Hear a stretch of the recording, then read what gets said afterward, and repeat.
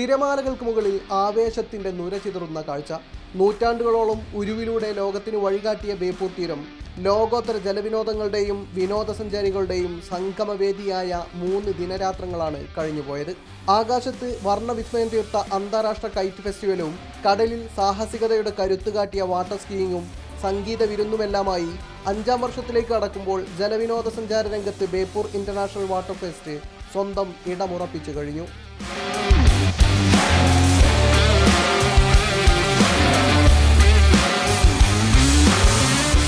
ചാലിയാറിന്റെ ഓളപ്പരപ്പിൽ താളത്തിനൊത്ത് തുഴയെറിയുന്ന വള്ളംകളിയടക്കം പകൽ സാഹസികതയുടേതായിരുന്നുവെങ്കിൽ രാത്രി ബേപ്പൂർ മറീന സംഗീതത്തിൻ്റെയും ദീപാലങ്കാരങ്ങളുടെയും മായാലോകമായി. സംസ്ഥാന സർക്കാരിൻ്റെ ഇച്ഛാശക്തിയിൽ 5 വർഷം മുമ്പ് വിഭാവനം ചെയ്ത ഈ പദ്ധതി ഇന്ന് മലബാറിൻ്റെ ടൂറിസം കുതിച്ചുചാട്ടത്തിൻ്റെ നട്ടെല്ലായി മാറുകയാണ്.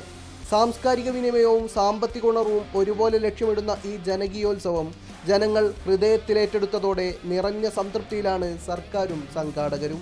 അങ്ങനെ ഫെസ്റ്റ് നടത്തണം എന്ന് തീരുമാനിച്ച് മുന്നോട്ട് പോയപ്പോൾ ആ തീരുമാനം ശരിവെക്കുന്ന നിലയിലേക്ക് ഫെസ്റ്റിന്റെ ജനകീയ പങ്കാളിത്തം മാറിയതിന് നിങ്ങളെ എല്ലാവരെയും ഹൃദയത്തോട് ചേർത്ത് പിടിച്ച് അഭിവാദ്യം ചെയ്യാൻ ഈ വേള ഞാൻ ഉപയോഗപ്പെടുത്താൻ ആഗ്രഹിക്കുന്നു. 3 ദിവസം വിനോദസഞ്ചാരികളുടെ കണ്ണും കരളും കീഴടക്കിയ ബേപ്പൂർ ഫെസ്റ്റിന് തിരശ്ശീല വീഴുമ്പോൾ ഒരു കാര്യം ഉറപ്പാണ്: വരും വർഷങ്ങളിൽ ലോക വിനോദസഞ്ചാര ഭൂപടത്തിൽ ഒഴിവാക്കാനാവാത്ത കേന്ദ്രമായി ബേപ്പൂർ മാറുമെന്നതാണത്. പൗരാണിക ഉരുനിർമ്മാണ പാരമ്പര്യം പേറുന്ന ബേപ്പൂരിന് ഇപ്പോൾ സാഹസിക വിനോദസഞ്ചാരത്തിൻ്റെ മേൽവിലാസമാണ്. ബേപ്പൂർ ഫെസ്റ്റ് വരും വർഷങ്ങളിലും ആവേശത്തോടെ തന്നെ തുടരും. ക്യാമറ പേഴ്സൺ ജയ്സൽ ബാബു ബിലാശ്ശേരിക്കൊപ്പം ടി അനീസ് അലി, മീഡിയ 1, കോഴിക്കോട്.